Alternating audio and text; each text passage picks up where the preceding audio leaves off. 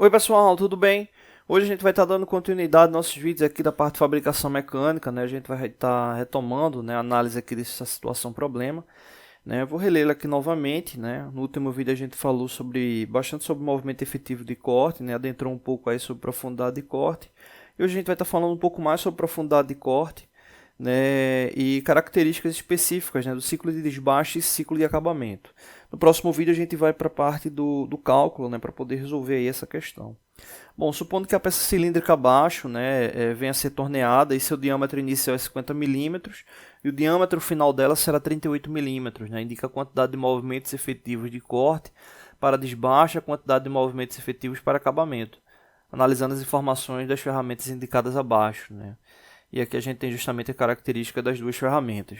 Bom, falando especificamente sobre profundidade de corte, né, que é uma indicação aí do fabricante, né, existe um detalhe importantíssimo que é justamente de você estar testando, né, as ferramentas. Você pode até perguntar, poxa, mas testando as ferramentas, como assim?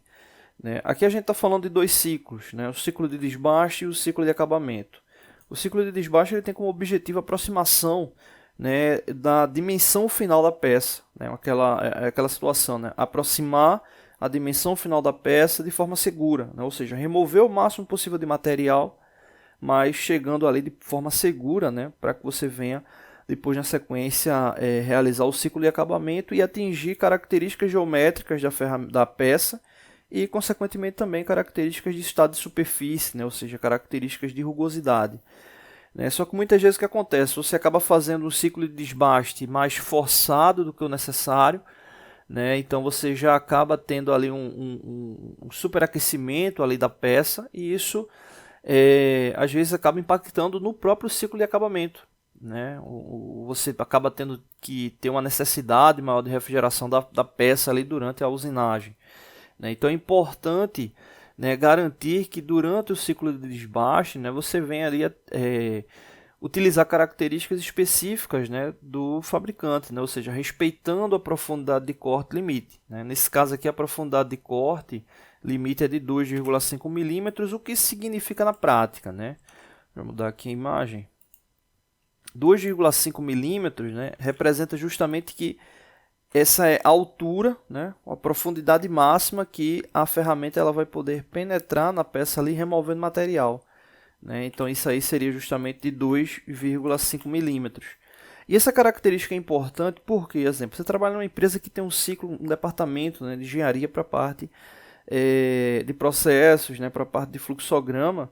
E isso é muito importante por causa da questão da análise do tempo, não só do ciclo de execução da peça, mas também para o ciclo de compras de novas ferramentas. Né? Não só suporte, mas principalmente os insertos, né? Quando se está utilizando ferramentas de metal duro. Né? Então você tem uma característica ali específica, né, do tempo de desgaste. Né? Então você tem como estar repondo aquele insumo de forma organizada, né, vamos assim chamar. Né? Então é importante essa característica, né, de você estar utilizando os parâmetros de forma adequada. Até para que esse setor de projetos, a parte de engenharia, que venha justamente a, exemplo, analisar quando estatisticamente, né, as ferramentas elas vierem a ter um desgaste mais rápido ou vierem a ter um desempenho melhor. Né? E principalmente quando tem a mudança, né, de fornecedor. Né? Você compra de um determinado fornecedor e acaba tendo uma promessa de um desempenho melhor pelo menor preço. Né? Vai fazer aquele teste ali, aquela análise, então é muito importante, né, saber a nível de taxa de eficiência o quanto é que aquela outra opção gerou. Né? O custo-benefício, será que foi válido? Né? Então, quando você utiliza, né, parâmetros ali específicos do fabricante, você também está ajudando, né, o suporte, né, ao processo. Né? Então, é uma característica muito importante. E aí, quando a gente fala desse ciclo de execução, a gente não pode fugir dessa análise aí de ciclo de desbaste e ciclo de acabamento. Né? Por quê? É muito difícil que você venha a ter um ciclo de desbaste e um ciclo de acabamento com a mesma profundidade de corte. Às vezes acontece, mas normalmente você tem profundidades de corte diferentes. Né?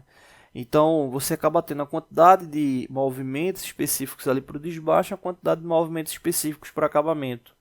E isso é importante ter essa característica porque quando a gente vai analisar o ciclo de fabricação de uma determinada peça, a gente faz justamente uma série de análises, né? Essas análises incluem, né, seleção de ferramenta, seleção de instrumentos, tempo de fabricação, as etapas do processo ali de fabricação, e para cada um desses ciclos ali entra a questão do tempo, né? E um dos tempos aí aplicados ao processo é o tempo de setup, né? O tempo médio ali de troca de ferramenta e organização, né, do processo, né? Então, quanto mais simples o processo, menor esse tempo. Quanto mais complexo o processo, acaba sendo maior esse tempo. E ele também é importantíssimo ali para o tempo, a análise do tempo de execução do ciclo de fabricação, né? Então, quando a gente faz uma análise de característica de ferramentas para desbaste e ferramentas para acabamento, né, você acaba tendo essa característica mais evidente, né? Justamente ali de tempo, né? E qualidade. E aí vem um detalhe importante que vai nos dar uma base boa para o próximo vídeo, que a gente já vai estar indo para o cálculo. No acabamento, né, normalmente o ciclo de acabamento ele se reduz a 1 ou 2 movimentos efetivos de corte. Normalmente, né, você diz, poxa, eu quero ter 4, 6, 10 movimentos ali de acabamento ali para uma única superfície, eu posso? Pode.